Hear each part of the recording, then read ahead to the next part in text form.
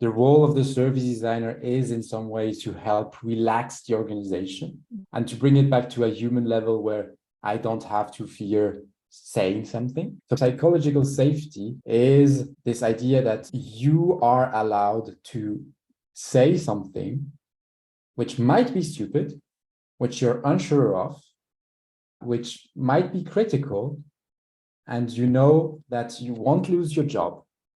People will not make fun at you directly or indirectly, and you will be in a safe place. So no harm will happen if you speak up. Mm-hmm.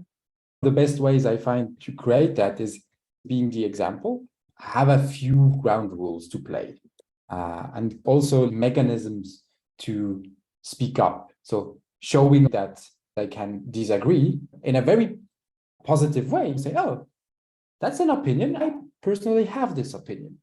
And that's a way of showing, hey, we can disagree. It's okay.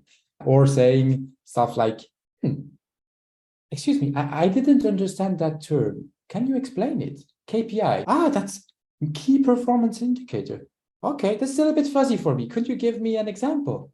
Okay. Basically a number to measure if we are doing right. Okay, now I got it. Thank you so much. And that's one part, is being the example. And the second part will be to have a few ground rules to play.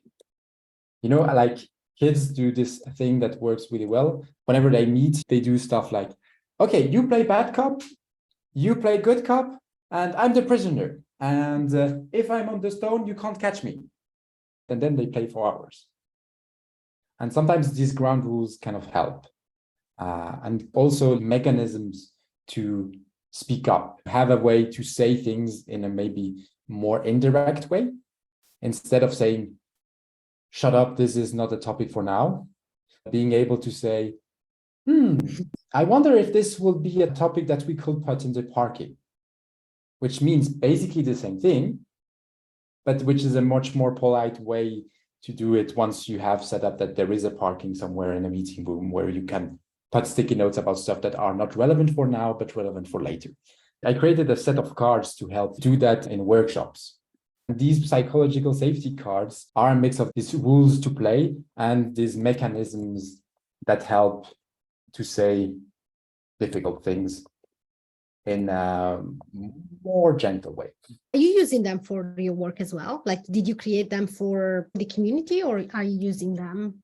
So these are rules that I've developed over the years. I use them as introduction parts in the start of my workshops.